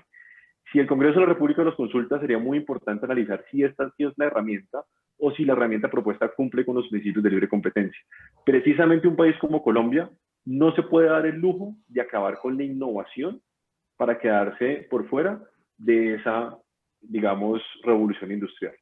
Nosotros no podemos crear un Estado que no sea un nodo interconectado con todas las dinámicas y que genere mayor valor agregado sobre las empresas, porque su rol mismo como Estado está siendo cuestionado. Propiedad intelectual, mercado financiero, derechos de autor, blockchain, Bitcoin, lo que ustedes quieran. El elemento territorio y Estado está siendo cuestionado. Entonces, tenemos que adaptarnos de ambos lados y hay herramientas muy innovadoras de intervención del Estado en la economía. Yo no digo que no debe existir. No digo que las empresas tampoco deban sentarse a negociar y cuidar en estas culturas, sino la forma como lo hacemos para mantener los incentivos vivos es muy importante. Porque yo sí soy un creyente de esto y estoy seguro que en 10 años la dicotomía entre economía y economía digital va a tender a desaparecer. La digitalización está en todas las industrias. Muchísimas gracias, Víctor. Bueno, ya en un segmento ya final, habiéndolos escuchado a ambos, yo quisiera pedirles sus ideas a cada uno, comenzando por el doctor Montes, para seguir con la alternancia y pues con la posibilidad de interrupción. Y advirtiendo que yo me voy a tener que retirar a las 7 de la noche, pero Luis Daniel va a continuar en la moderación. Pero quiero pedirle al doctor Montes que arranque contándonos si, visto este panorama, los problemas que se han suscitado por falta de regulación y si la solución que debemos buscar para estos problemas es a través de la regulación o si ve otro camino. Adelante, doctor Montes.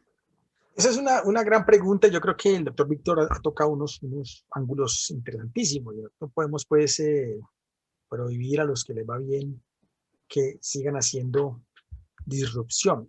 Yo pienso que Colombia tiene que promover la innovación, pero la innovación de la economía colombiana, no la innovación de las empresas foráneas. Esas le corresponderán a sus respectivas naciones de origen. Nosotros tenemos que propender, y el Estado debería tener una política pública para fortalecer una industria nacional del software, para desarrollar una industria nacional de contenidos sólida, fuerte, competitiva, que exporte, que venda en el exterior.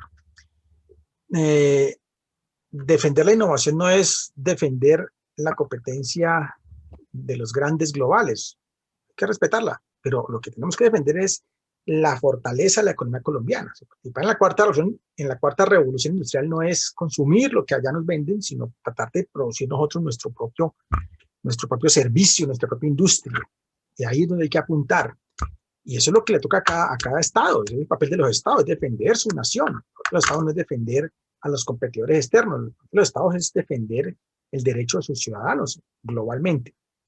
Y creo que aquí se han hecho cosas. En este tema particular de tasa Google y esas cosas, yo creo que es por el lado que lo ha planteado la OCDE, ¿cierto? Tiene que ser una solución global. Aquí en Colombia hay un proyecto de ley que yo creo que no va a tener ningún, ustedes lo conocen, el proyecto 484, ¿cierto? Que lo radicaron, pues, María José Pizarro, unos congresistas verdes y de los decentes, que quiere poner una tasa, quiere seguir ese camino de poner una tasa, pero el proyecto es tan gaseoso que va a ser imposible, en el caso hipotético de que tuviera futuro legislativo, sería imposible, ¿no? Le entrega a cada municipio la potestad de recaudar un impuesto. Eso no tiene... Y deja, pues, está metiendo llamadas de voz, mensajería, computación en la nube, servicio webcam, bueno, un montón de cosas ahí. Creo que ese proyecto no tiene ningún futuro. Yo también creo que la solución no es estrictamente legal y normativa, pero sino promover la competitividad de los creadores de contenido nacionales colombianos, apoyarlos, respaldarlos. Yo creo que en eso se han dado pasos importantes.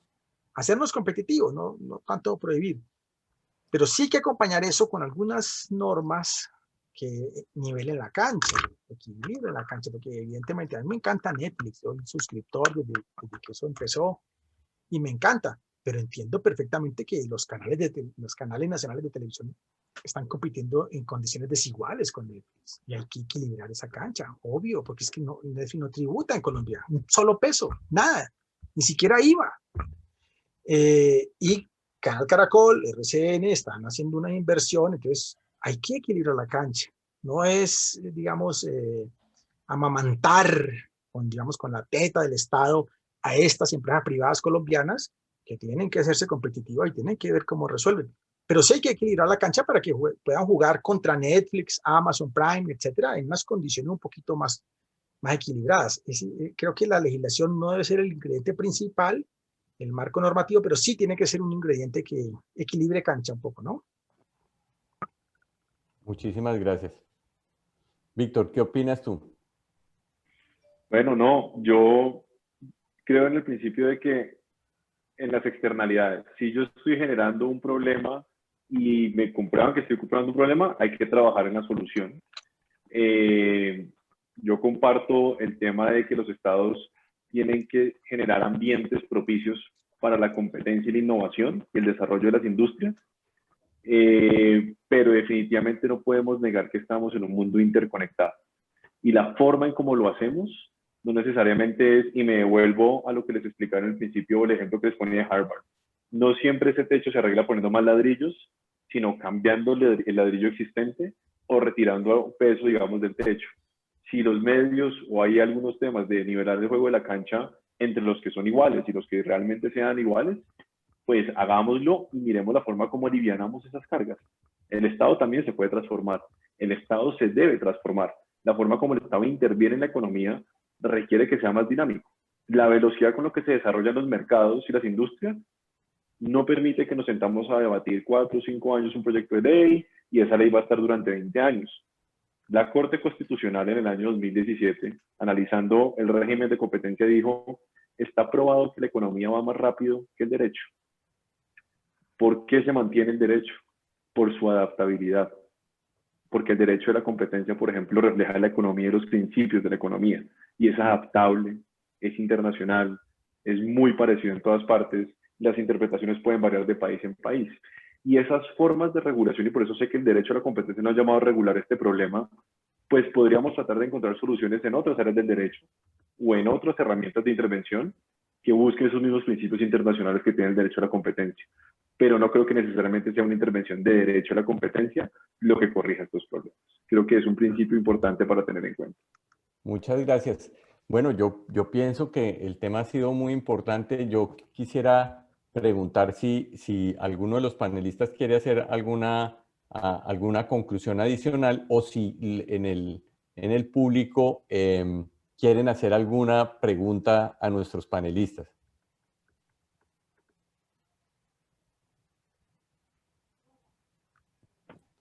No sé.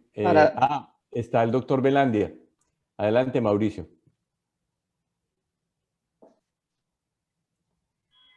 Luis Daniel, ¿tú le puedes retirar el silencio?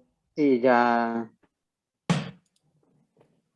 Bienvenido. Ok, ¿cómo están? Espero que estén bien. Gracias, Alfonso, por este escenario, siempre muy bien habitado, los que están acá en el panel y también como auditorio. Yo tenía como una inquietud respecto del informe que sacó el Congreso de Estados Unidos hace menos de 3 meses. No sé si han tenido oportunidad de leerlo, donde el Congreso tuvo la oportunidad de entrevistar a los CEO de Google, de Amazon, de Facebook y de Apple, y donde tuvo la oportunidad de segmentar los diferentes mercados relevantes. Yo creo que es el documento más importante que ha salido en materia de derecho antitrust desde el nacimiento del derecho antitrust en 1903 o en 1900. Porque por primera vez entrevistan a las 5 personas más ricas del mundo, o a algunos que están dentro de esos 5, dentro de esos 8 dentro de esos 10. Y evidentemente el derecho antimonopolio pues está asociado a riqueza y al abuso de la riqueza, no a la riqueza sino al abuso de la riqueza. Y en ese estudio, lo que tengo entendido es que se segmenta el mercado relevante, y uno de sus mercados relevantes que se segmenta es precisamente el de la publicidad en el submercado o en el mercado conexo que tiene Facebook o que tiene Google al momento en que crean mercados relevantes primarios, como son Facebook, la red social, o como es Google, los buscadores de Internet. Y establecen de alguna manera cómo el uso de alguna información que tienen de los usuarios y que recolectan de manera abusiva, dicen ellos, con cláusulas que no permiten al usuario personalizar su información. Y evidentemente eso tiene una consecuencia dentro de los medios de publicidad, en la medida que los medios de publicidad tradicionales, como han llamado acá, tienen que hacer unos estudios de marketing, donde ese estudio de marketing está basado en muestras y en encuestas que tienen un margen de error peor que el de las elecciones políticas. Porque cogen 1000 personas de un público de 50 millones de habitantes y sacan conclusiones para vender publicidad en horarios AAA, AA o A. En cambio, la información recolectada por parte de Google y de Facebook particularmente, dejemos a Amazon por ahora en paz, no obstante que recoge información de las dos puntas, tiene una situación muy consecuencial en el mercado que ustedes han hablado en el día de hoy. Porque yo estoy hablando desde la posición dominante que tiene Google y Facebook en el mercado de red social y en el mercado de páginas o buscadores de páginas web. Sin embargo, hay una externalidad que nos ha tocado hoy, que deviene de ese informe del Congreso de Estados Unidos, que es de hace 3 meses, 350 hojas,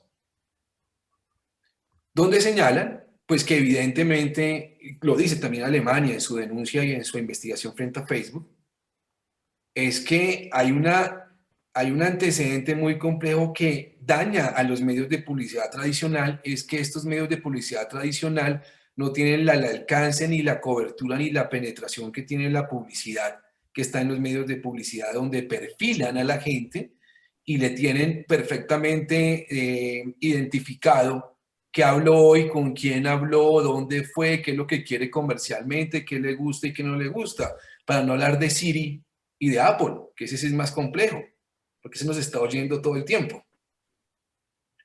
Entonces, pienso que pues la pregunta o el comentario, no sé, es más un comentario, pero pues si también pueden ustedes expresar algo al respecto, es que hay un problema superior que está en un mercado superior y en la forma como están jalando la información para que el anunciante los escoja, porque el anunciante los escoge es porque hay mayor penetración y hay mayor posicionamiento y el consumidor le llega a un consumidor que está ávido de esa información a costa de una cláusula abusiva que está en el contrato de términos y condiciones, donde obliga al usuario a aceptar los términos y condiciones y que le permite a esas empresas usar la información de nosotros en sus negocios privados, llámese segundo mercado, como es el mercado de la publicidad. Espero no haberme demorado mucho en lo que acabo de mencionar y como siempre, pues oír a Víctor es un placer. A Álvaro lo conozco hoy, también es un gran placer para mí oírlos. Como ustedes saben, yo tengo presentada una acción en contra de Google, Amazon, Apple y Facebook en la comunidad andina. La comunidad andina nos dijo que no, porque consideró que no estaba aprobada la posición dominante.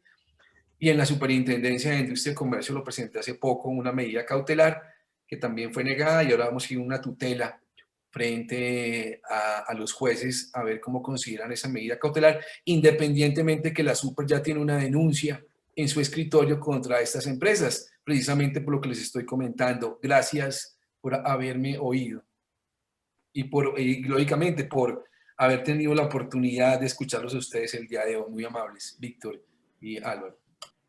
Bueno, muchas gracias, doctor Velandia. No, de acuerdo, hay unos temas aquí muy importantes para analizar. Yo entiendo y comparto, digamos, la necesidad de presentar ese debate para el escenario y digamos que el otro, pues podemos hacer un debate espectacular sobre todos los temas, pero sobre el tema de los medios, yo creo que hay más oportunidades también y tenemos que trabajar en la forma, porque creo que la intención final de estas normas de Link Tax es de generar sinergias entre estos dos grupos, de ver cómo se puede solucionar este problema de industria. Si uno logra desarrollar un mecanismo muy importante para eso, puede ser un ejemplo, y puede ser un ejemplo de cómo se irá adelante. Entonces, mi invitación respecto, y los comentarios que usted realiza, hay unas tensiones, hay unos temas que se están analizando y se tendrán que analizar, pero yo también me enfocaría muchas veces también en la forma como remediamos rápidamente algunos problemas y cómo se puede trabajar conjuntamente para solucionar esos problemas, porque casos de competencia van a haber, las primeras de estas leyes, como lo hablamos con el doctor Montes, salieron por allá en el 2013 en España, es el 2021 y estamos también hablando de estos impuestos, y si hay un problema en la industria de medios y hay una contribución que se pueda hacer por parte de otras industrias, creo que es el momento de sentarse a analizar la forma como se puede hacer. Yo agregaría, muy interesante lo que el doctor Mauricio planteó, yo agregaría lo siguiente, yo tengo una gran admiración, especialmente por Google, que los conozco ambas, pero como periodista tengo una opinión sobre estas empresas y un conocimiento cercano, y Google en particular me parece muy interesante su historia, su origen, su historia innovadora, su cultura corporativa. Estoy cercano aquí a la compañía en Colombia y es muy interesante lo que hacen. Lo digo porque no se trata de un asunto de malos y buenos en esto, ¿cierto? Recordemos que los medios de comunicación tradicionales también son culpables de su propia debacle, ¿no?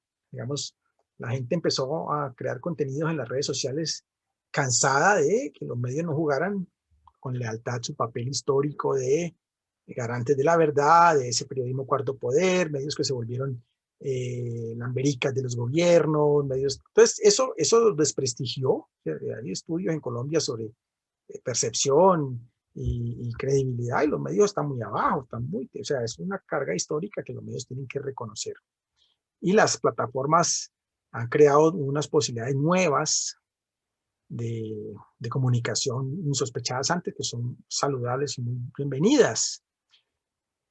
Pero eso viene también con un fenómeno muy preocupante. ¿Cuál es la cantidad, cuál es la calidad de los contenidos que la gente está publicando en esas plataformas?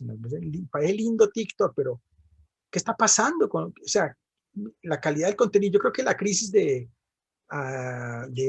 Cambridge Analytica que vivió Facebook y estas crisis de credibilidad de Facebook como fuente de noticias falsas en el mundo, distorsionando y torciendo resultados electorales en toda parte. Bueno, tantas cosas que pasaron, hicieron volver a tener respeto en el periodismo de calidad, en la información curada. O sea, se llegó a decir hace unos años que ahora cualquiera con una grabadora, con un celular es un periodista.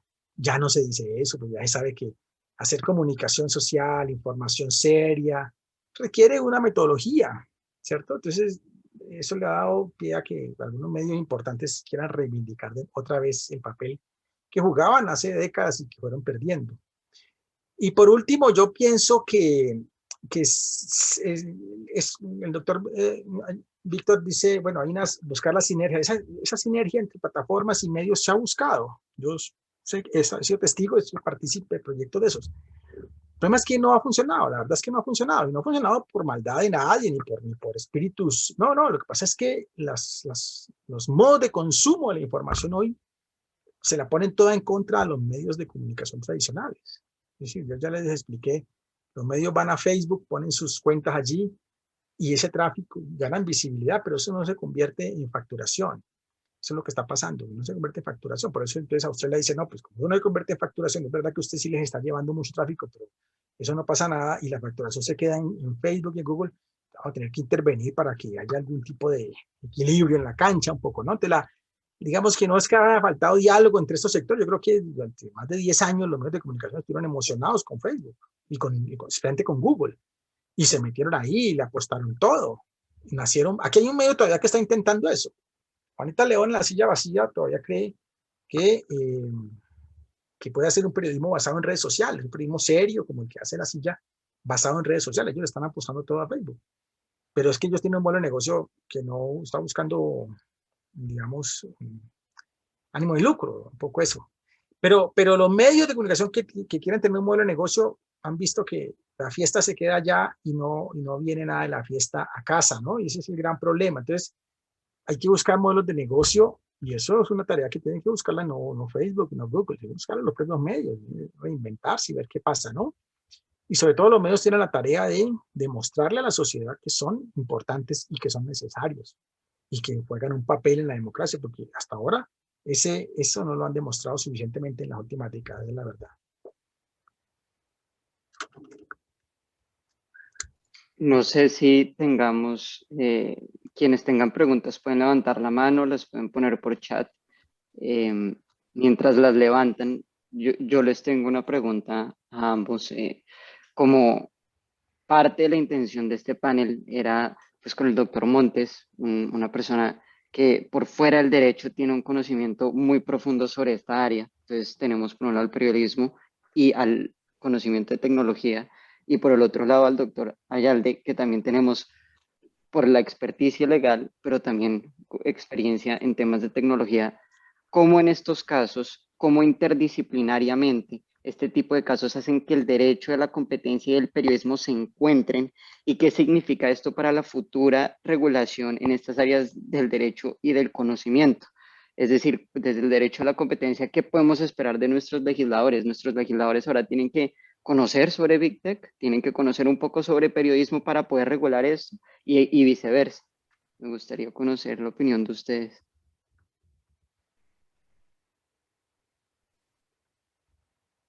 Adelante, sí, creo Doctor que Víctor. la última intervención al finalizó el doctor Montes, entonces el doctor Víctor, si quiere. Ah, bueno, claro, sin problema. No, yo creo que todos estamos en una labor de evangelización. Los abogados tenemos que aprender también de cómo funciona esto, de cómo va a afectar nuestra profesión, de cómo va a afectar todas las profesiones, y todos tenemos que entrar un poquito a entender qué ocurre, y eso se hace a partir de estudios. Y yo creo mucho en los estudios. El doctor Belanda ahorita comentaba la importancia de la información y cómo es importante tener información y la certeza de la información. La característica de una sociedad de información es poder diseñar políticas públicas sabiendo muy bien cómo lo vamos a hacer, cómo vamos a solucionar problemas. Hace 130 años en Estados Unidos, que fue el nacimiento de las máquinas tabuladoras, hacían un censo y se demoraban 10 años haciéndolo, cuando lo terminaban ya estaba desactualizado. ¿Ha pasado eso también? Y acá también. Claro. Entonces yo creo que el diseño de estas políticas públicas requieren esa evangelización, pero sobre todo utilizar las herramientas de la información. Yo definitivamente simplemente creo que la industria de los contenidos, la industria digamos, de los medios de comunicación, esa sinergia existió alguna vez en la primavera árabe, cuando las redes sociales permitieron la liberación de varios países y transición hacia la democracia. Creo que pueden volver a jugar ese rol si han existido algunos problemas antes. Pero sí, definitivamente, pues yo creo que los espacios de conversación hay que tenerlos, hay que mirar cómo se soluciona un problema para una industria, y la sostenibilidad con los grupos de interés es un tema que es muy importante para las plataformas digitales. Yo, a la pregunta de Luis Daniel sobre si qué va a pasar en el Congreso y cómo el Poder Legislativo tendría que abordar esto, yo en eso soy un poco más bien pesimista. Yo creo que el Estado colombiano ha sido más o menos, digamos, maduro o moderno en eso, no este gobierno solamente, sino los últimos gobiernos han sido, y este también, en plantearse posiciones frente a esos temas más o menos abiertas al diálogo. En el Congreso, lo que ha pasado en los últimos 10 años es que los congresistas están preocupados es por censurar Internet y por censurar las redes para que allí no los cuestionen, no los boleteen con las cosas que hacen mal hechas en su vida política, etc. Entonces han salido 4 proyectos de ley en los últimos 5 años, todos orientados a tratar de establecer censuras a las redes sociales, censuras al contenido, que eso debe ser sagrado, intocable, pero esa es la preocupación del Congreso. Aquí no ha habido parlamentarios, congresistas interesados, salvo unas excepciones. Tal vez yo no tengo ninguna conexión política, pues partidista, pero son los, digamos, Mauricio Toro, que ha encabezado el tema de las plataformas de economía colaborativa, y ahora con el proyecto de economías colaborativas han salido una cantidad de, incluso cosas, el Partido Colombia Justa Libre presentó la más interesante de los proyectos de ley para la legalización de las plataformas de economía colaborativa, la que yo creo que es la más avanzada misión que tuvieron. O sea, ha empezado a salir, pero alrededor del tema de plataformas por el conflicto, pues Uber, taxis, etcétera, que están candente, ¿no? Tendrá que el mundo político colombiano formarse, prepararse para entender estos fenómenos, porque cuesta mucho que los entiendan. Otra vez conversaba con Simón Borrero de Rappi y me contaba cómo fue sus primeros encuentros con los técnicos del Ministerio de Trabajo hace 3 años o hace 2 años para conversar sobre el tema de las garantías laborales de los rapitenderos y eso, ¿no? Y esto se me voy a contarlo aquí, pero lo cuento ya. Esos funcionarios del ministerio no tienen ni idea qué significaba economía colaborativa, o sea, totalmente desinformados de estas nuevas ondas. Entonces es muy difícil que pudieran preparar una posición política, una posición de gobierno frente a un tema de economía digital que desconocían. Pero eso ha ido cambiando en los últimos 2, 3 años. Ahora ya yo creo que en el gobierno se encuentra ya un discurso mucho más maduro en esos temas. Y yo creo que pues, finalmente, además, creo que lo que dice un poco el doctor Víctor, la fuerza, ¿no? La fuerza global de la economía mundial, pues nos obliga a que entendamos esto a los trancazos y tomemos posiciones y salgamos de alguna manera de todos estos líos, porque si no nos pasa por encima la locomotora digital y nos aplasta, ¿no? Perfecto, doctores. Muchísimas gracias. Entonces, quiero agradecerles. Yo sé que el doctor Miranda quiere acompañarnos en esta última parte, pero por temas tuvo que desconectarse.